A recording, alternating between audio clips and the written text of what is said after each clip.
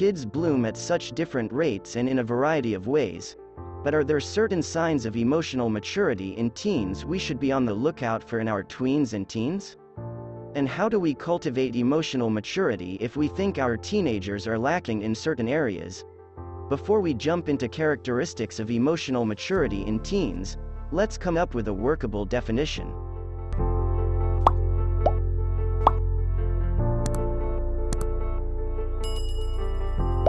Definition of emotional maturity. Emotional maturity is being able to think through a situation and choose how to handle it in the best way possible.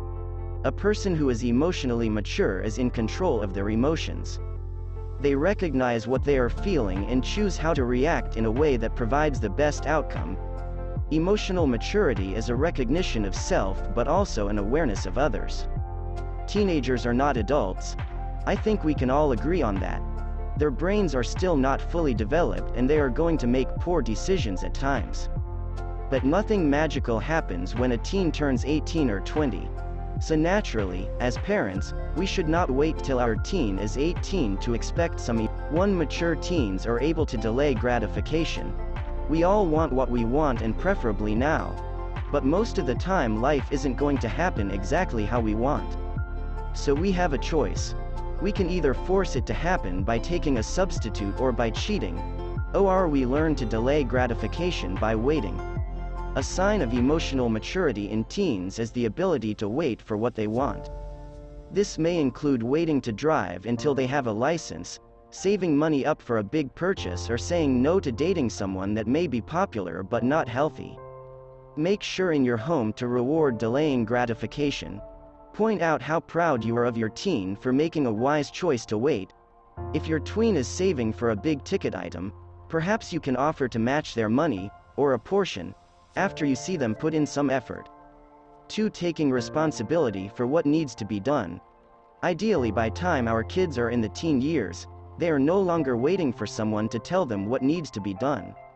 We want our kids to be able to self-direct and have the motivation to take on a task without someone telling them to do it. While some kids are naturally leaders, all kids can display this quality. I know when we hire help around the farm, a few kids will just jump in without being asked. Others will hang back. It can be hard to tell if they are just hesitant and inexperienced or they don't like to work too hard. If you have a kid that is more cautious, I can relate, as I often hesitate. You may need to encourage them. Instruct your teen to watch others. Ask questions as to how they can help next or follow an adult that is already working. 3. Emotionally mature teenagers think of others. Teenagers that are emotionally mature are able to consider others' feelings. They are aware of the mood in the house or how a friend is doing. Again, some kids are naturally wired to be more emotionally attuned to others. But we can still teach all our kids to care for others' feelings. We can ask them how they think their friend is feeling, share some of what we are thinking about lately, or encourage them to send a text to check on a friend.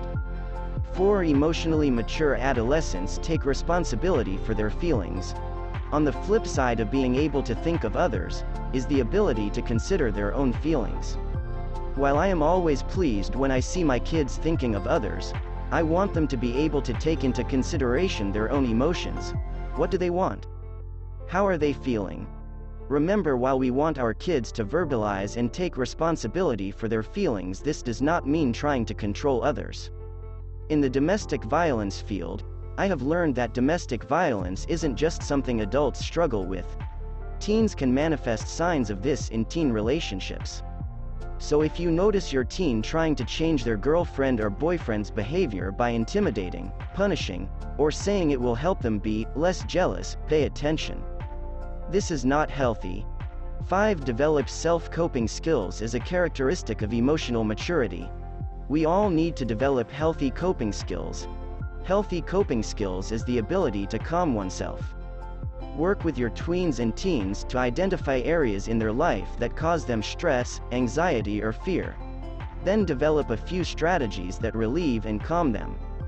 As they get older, teens ideally begin to notice triggers in their lives and can work to manage things that stress them. But we may need to gently point out triggers or cycles that we notice our teens going through, as this may take a while to identify. 6. Emotional mature teens realize their actions have consequences. Allowing our kids to experience natural consequences is one of the best things we can do for them and for the peace of our household. The sooner kids learn that their actions have consequences, positive and negative, the better. We will know if our teen has this sign of maturity if they are able to control their behavior or they pick and choose what to do and not to do based on the consequences that may occur. But some teens aren't worried about consequences because they have never truly had to clean up their own mess. For example, if your teen has no concern over driving too fast and recklessly or spending too much money on, for fun, items, then they are probably not concerned about consequences. Start allowing your teen to face the consequences of their behaviors. If you have a teen that seems to love high-risk situations, find healthy outlets. Involve them in sports, entrepreneurial adventures or ROTC that will channel their desire to push themselves and test the limits. 7. Mature teenagers deal with conflict. Years ago, I had a coworker that I believe would be defined as a narcissist. I once questioned them on something and they turned it around on me so fast my head was spinning. In that instance, I was wrong in what I was thinking, and I just needed someone to explain it to me. But the coworker made it into a personal attack. And I was soon to learn that if they were ever questioned, they would launch back with a full-scale nuclear attack. There was no reasoning with them. While no one likes conflict or to feel criticized, it is a part of life. We want our kids to be able to have others give them feedback or share a different opinion without escalating it and making it more personal than it is. We can encourage this in our homes by listening to each other's opinion. Model disagreeing with others' beliefs without devaluing them as person. It is definitely a lost art to see others as people first. I found Brené Brown's book, Braving the Wilderness, a good challenge to some of my actions and thoughts in this area of dealing with conflict. In her book, Braving the Wilderness, she encourages us to step closer to one another in the human experience even as our world becomes increasingly segregated into a us against them mentality. While I think it is important to pass along values and beliefs to our children, I don't want to ever pass along the idea that we can't care for others despite a difference of opinion or belief. 8. Teachability is a sign of emotional maturity. We want our teens to be confident in themselves, but we also want them to be teachable. By teachable, I mean our teenagers are able to recognize when they don't know how to do something and to ask for help. If someone offers our teen a better way of doing something, they are willing to hear the person's ideas before deciding if they agree or disagree. From this mom's perspective, it seems like teens may take a dip in being teachable from 17 to 20 years of age. I've witnessed this lack of teachability in our own as well as some teens with which I am close. But while they may not want to listen to their parents, you hopefully will continue to see them listen to other mentors. This can be painful to notice your teen take their questions to others, but it can also be healthy as they need to push away a bit to become more independent. As long as our teens are finding other healthy mentors, we can relax a little. As our society praises youth as the end-all, life experience and maturity can almost be frowned upon.